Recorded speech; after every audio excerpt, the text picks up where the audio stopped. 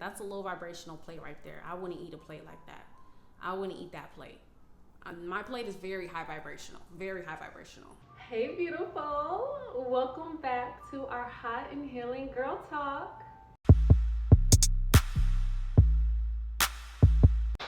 I missed you and I'm really glad you're back. Today is a beautiful day. I'm feeling excited but also scared. I'm excited about this new reality we're stepping in, but also very intimidated by the unknown. Okay, we are stepping out of our comfort zone. We are leaving behind what no longer serves us, what no longer aligns with us, all the things that we are comfortable with.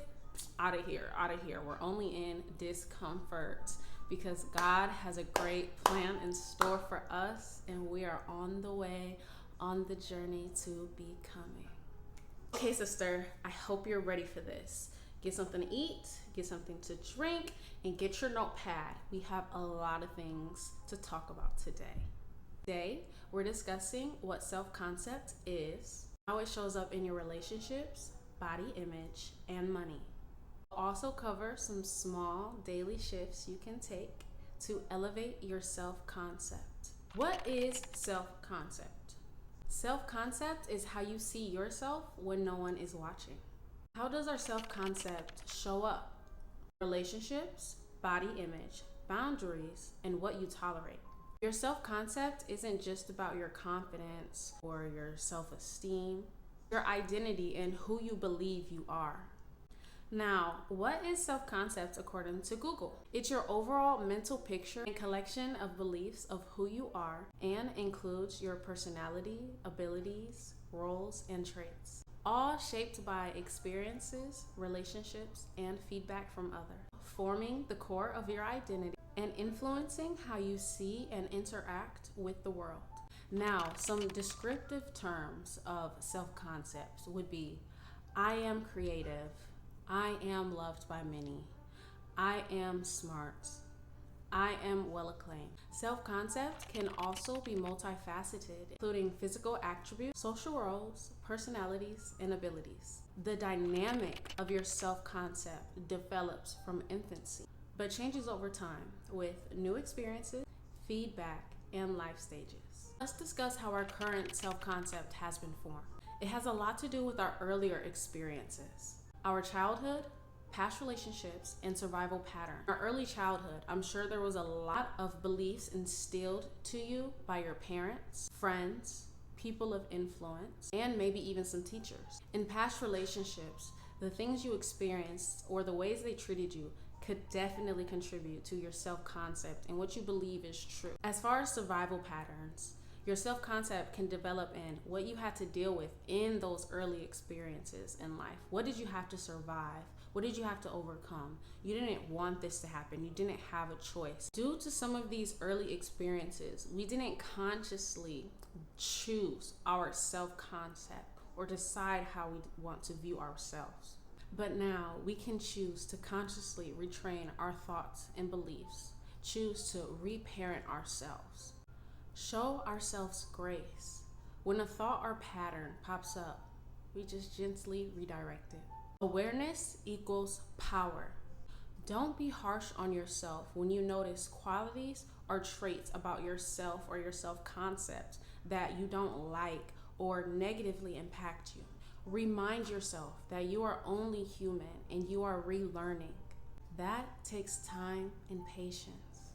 When I first started my becoming her and health and growing journey, I carried a lot of old beliefs that negatively impacted my self-concept. A self-concept I had was not feeling good enough or worthy enough. I felt like if I didn't do something to be worthy of it, I wasn't. I felt like I had to do something. I had to give something. I had to bring something to be worthy and deserving of.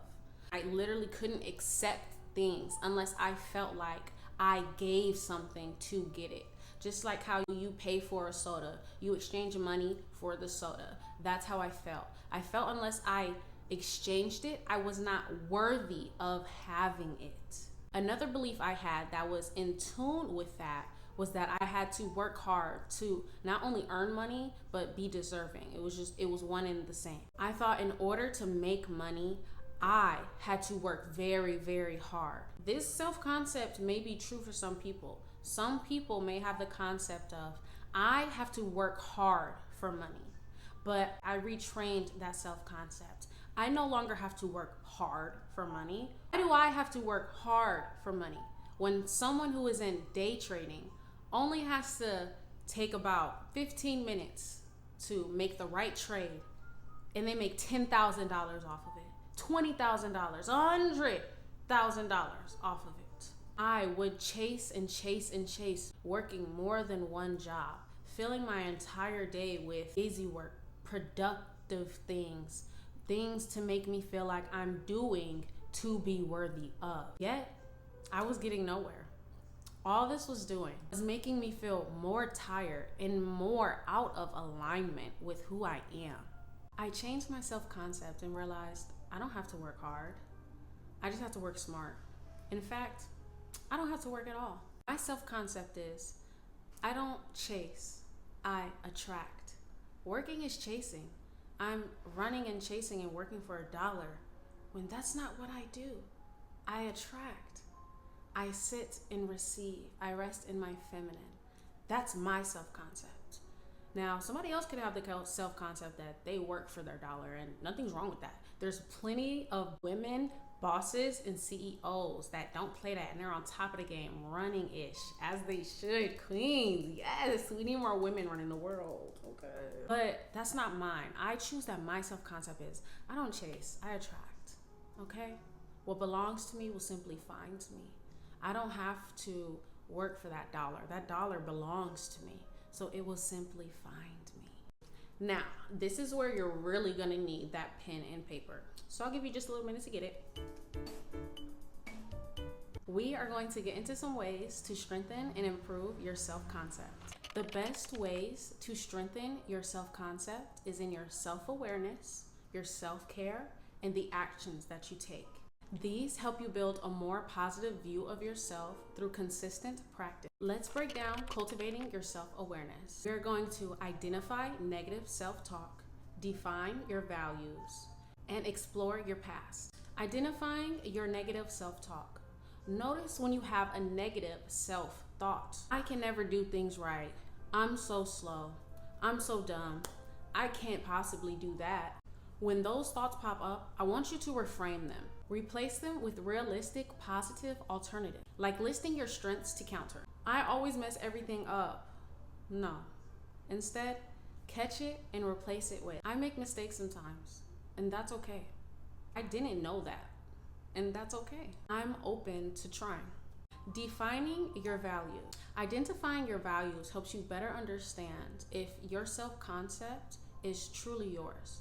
Are you a people pleaser who bends their personality to appease to the people in the room? Or are you true to yourself 100% no matter what room you're in? Are you the type of person to cast judgment and gossip on everyone? Someone makes a small mistake and you take it as an opportunity to attack them. Or do you treat yourself with kindness and acknowledge that you're only human, giving you the ability to see everyone else in the same way and not cast judgment on them?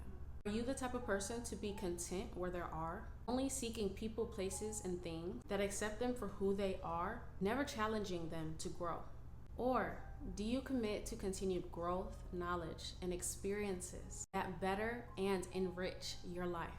Are you the type to see wrong in everyone else, blaming everyone and everything outside of yourself? Or are you taking responsibility for your life and its outcomes? Understanding what your values are to the core help you build a stronger character and identity aligned with your best self. Exploring your past. Really sit with that pain of your childhood. Think about how it made you feel in that moment as a child. Do you still feel that pain? Think about how that pain affects you in your daily life, how it impacts your decision making and what you think of yourself. Now, let's get into how self-care helps you build and improve your self-concept. We can practice self-care through our physical well-being, enjoyable action, and spending time alone. Practicing self-care through our physical well-being is one of the best ways to elevate your self-concept. building a consistent workout schedule, eating healthy, nutritious food, and getting enough sleep, as well as mental health, are very, very crucial in your physical well-being. I need you to really, really, really genuinely care about your physical well-being. Think about the best version of yourself. Would she not care at all about her vessel? Would she not feed herself the best things? Would she not make sure she gets the quality sleep that she needs every night? Would she not buy herself the best quality foods and make sure she gets all her supplements in? I want you to find 2 to 3 influencers with a physique that you want. I want you to add them to your vision board. I don't want you to get intimidated or discouraged. I don't want those negative thoughts and feelings to pop in your head when you see these beautiful women. The influencer you put on your vision board doesn't have to be a sports model. She doesn't have to be a Playboy bunny. She doesn't have to be the most muscular, fit woman ever. Just a physique that the dream version of you has. I don't want to hear, and I don't want you saying, oh, I could never have that body. Oh, that could never be me. Because as long as you're speaking that into existence, that's the reality you live in. With the best version of yourself, tell her, oh, I could never have my dream body. How does the best version of yourself not have her dream body? That doesn't correlate. I don't see how that adds. 2 plus 4 plus 5 plus 10 is not equaling 700,000 million, is it? No. Now, we can also practice self-care through enjoyable activities. I need you to make time for the things that make you feel most fulfilled. Even if you only have 30 minutes to do it, only 10 minutes to do it. Some of my hobbies are painting, roller skating, golfing, and making music. These things really help me feel fulfilled at the end of the day, especially when I'm working, doing, providing for others. Those of us that are mothers, those of us that have responsibilities or other people to take care of, or just work jobs or working hard, whatever circumstance. You need time to fulfill yourself. Do what makes you happy. Not doing what you have to do. You have to go to work to make the money. Again, we're working on self-concept. We don't chase, we attract. We don't have to go to work for money. This is just an example. I need you to make time for the things that make you feel enriched, that make you feel fulfilled, that bring happiness, those hobbies and activities that give you that dopamine rush. Lastly, we can practice self-care through spending time alone. Cultivating solitude truly is the best thing you can do for yourself. Because like we discussed, a lot of your self-concept can come from other people and their perceptions and projections onto you. But when you have that time alone to get to know yourself and know who you are, that improves and helps develop your self-concept to a more positive light. Especially then, you know who you are, so nobody can tell you who you are. We've discussed how self-awareness and self-care improves your self-concept. Now let's discuss our actions. Setting achievable goals, building a support system, and challenging yourself are all perfect actions to realign your self-concept to your best self. Set achievable goals. I want you to start with small, realistic things and celebrate them once you've achieved them. Depending on where you are in life, I can understand how setting a goal and achieving it could be challenging. I once was in a place where I was very deeply depressed and literally just getting up out of the bed and brushing my hair. I don't brush my braids, but still, for example, doing something as simple as brushing my hair was a task. It was just so, depending on where you are in your journey, I understand things can be hard, but we need to start somewhere.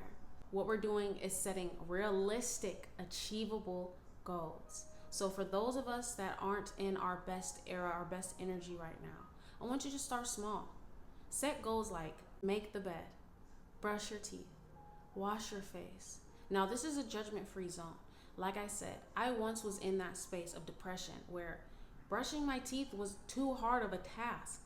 Getting in the shower was too hard of a task. It seems like doing that was asking too much.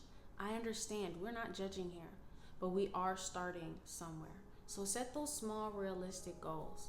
Go get the mail out the mailbox and then celebrate yourself for it.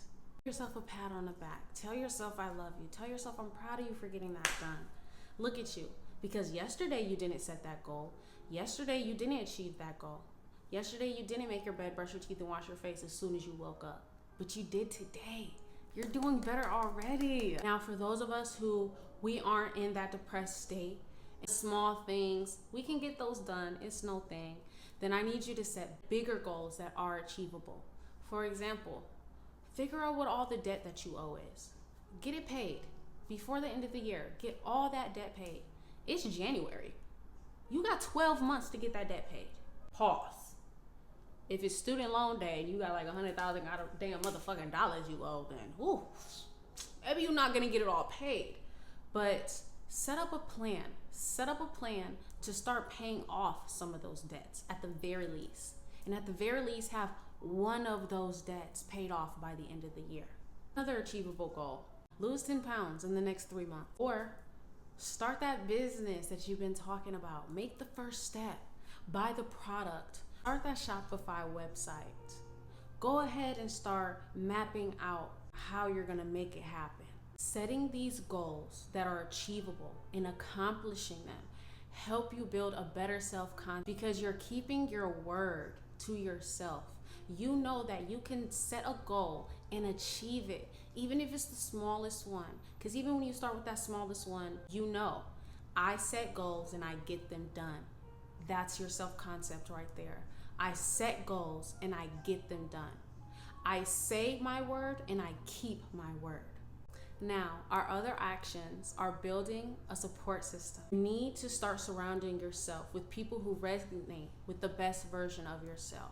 I know it's really hard letting go of those people, places, and things that you have a deep connection with and really love. But you need to surround yourself with better people who align with the highest version of yourself. How can you heal in the same environment you got hurt in? If you're not too much of a people person, or you're the more shy, introverted type, or you just don't feel like you're ready yet to put yourself out there more, to surround yourself around people that align with the best version of yourself, then I need you to start consuming more content that aligns with that highest version of yourself. Follow that luxury unhauling page. Follow that girly that's always traveling. Follow that billionaire influencer that's always showing you their extravagant life that they live.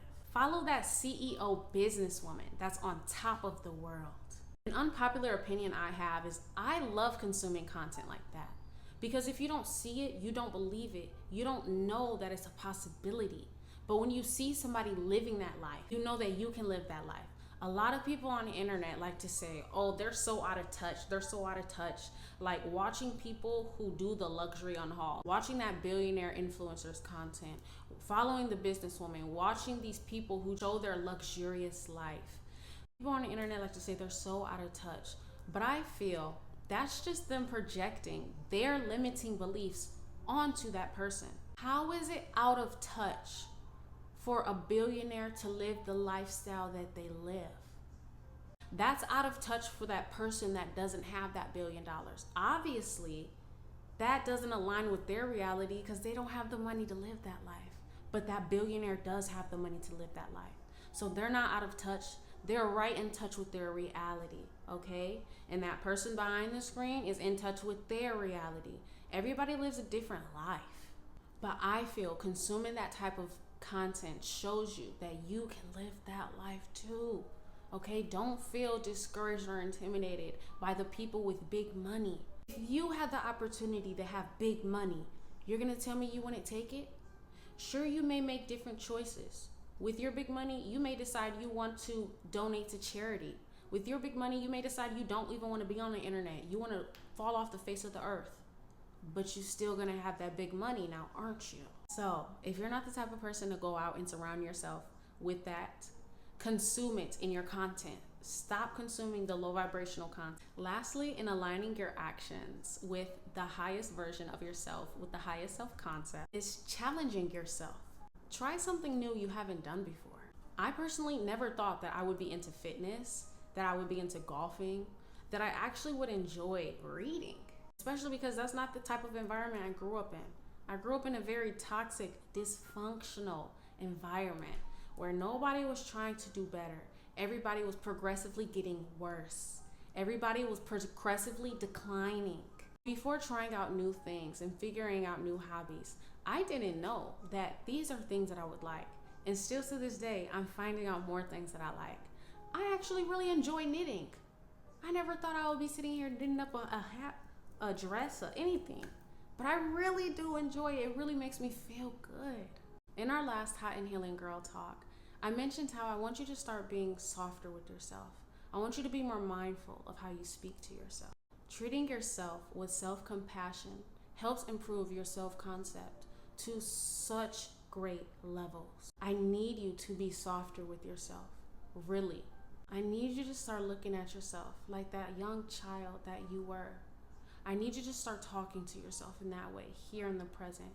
When you speak to yourself, I need you to speak to yourself soft and kind and gentle and understanding. Be that parent you needed now. Talk to yourself gently. Give yourself the things that make you happy. I want you to also start helping others as well. I want you to start volunteering or assisting people. Give a homeless person $20 or volunteer at a food job. Volunteer at some type of shelter. If you're not too fond of people, volunteer at a pet shelter. Focusing on your self-awareness, self-love, and action, and integrating all the things we discussed today is the best way to improve and strengthen and realign, reframe your self-concept. This week, as we're integrating a new self-concept and realigning with the best version of ourselves, signs to notice that your self-concept is improving and to give yourself grace, acknowledgement, and celebration. You react less. You pause before responding. You don't chase clarity. You feel calmer and you choose peace over being right. So I do have some homework for you because it's 2026, January. We're not wasting 1 month this year. We are aligning with the best version of ourselves. This is the year God is prospering us. We're not just thinking about it. We're not just talking about it. We are executing it. We are integrating it. We are aligning with it. I want you to start journaling every morning. It doesn't have to be the perfect journal. It doesn't have to be the perfect book. Don't overthink it, okay? I just need you to start journaling every morning. If you don't have time to do it first thing in the morning because of your schedule, then I need you to do it before you go to bed. Initially, I just want you to jot down anything that you're feeling. How you're feeling for the day, how your day was yesterday, anything. Just yap to yourself. Just write on there, I'm beautiful, I'm beautiful, I'm beautiful, I'm beautiful. Whatever. Even if you have negative thoughts to jot down. Even if you're sitting here thinking about the past, anything. I just need you to journal about anything.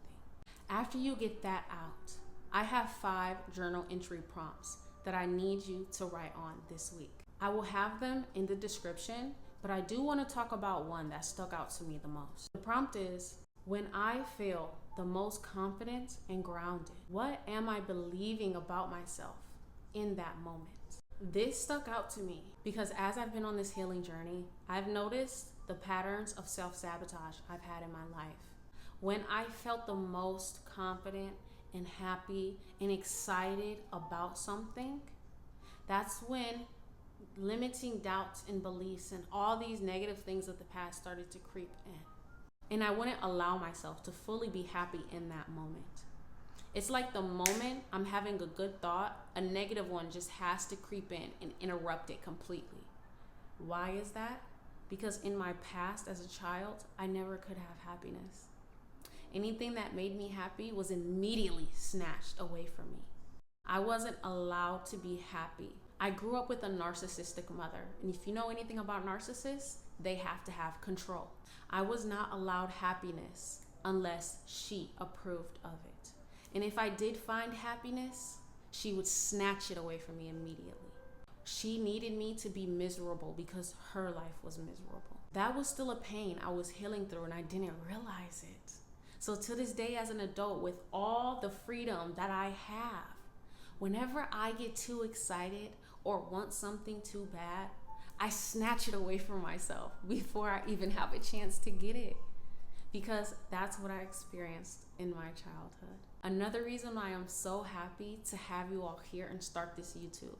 This brings me so much joy, so much fulfillment, and I've been keeping myself from doing it. Why? Because as a child, I wasn't allowed that happiness. As soon as something made me excited and I had it in my grasp, it was snatched away. And I was afraid that's what was going to happen if I started this YouTube, if I put myself out there. This is the year God is prospering us, right? We're getting out of God's way so he can give us what we're asking for. How is God supposed to bless me with the things that make me the most happy when I wasn't even allowing myself to have those things? 2 other homework assignments I have for you is to start practicing affirmations, as well as falling asleep to subconscious subliminal messaging. If you're unsure of what affirmations to say, to use, I have cultivated an affirmation booklet. It is available for PDF download. This booklet includes affirmations for self-love, self-belief, and anxiety and stress relief. Just about any and everything you would need an affirmation for. That affirmation booklet will be in the bio, or it'll be in the description of this video, as well as those subliminal YouTube videos. Personally, I love falling asleep to reprogramming YouTube videos. I feel this has really helped my subconscious beliefs of my self-concept. Okay, my beautiful angels, that is going to be all for today's Hot and Healing Girl Talk. Please, I would love to hear from you in the comments. Tell me what resonated with you today. Where in your life are you noticing your self-concept show up? Thank you so much for sharing this space with me. I've enjoyed our girl talk today. I feel so enriched and so poured into now. I just absolutely love when we can sit down and have this time together. You truly mean the world to me. I'm already looking forward to our next Hot and Healing Girl Talk. So I'll see you there. I love you. Mwah! Bye!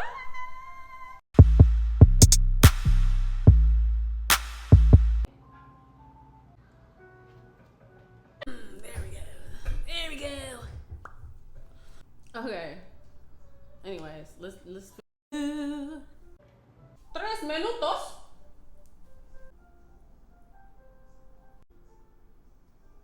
I need it. Beyonce. Baby, I want you to strut. Walk like you don't give a fuck. Look at you, back to the bone. This is such a great video though. I did so amazing. Oh my God, I'm so proud of myself. Oh my God. Something is wrong with me.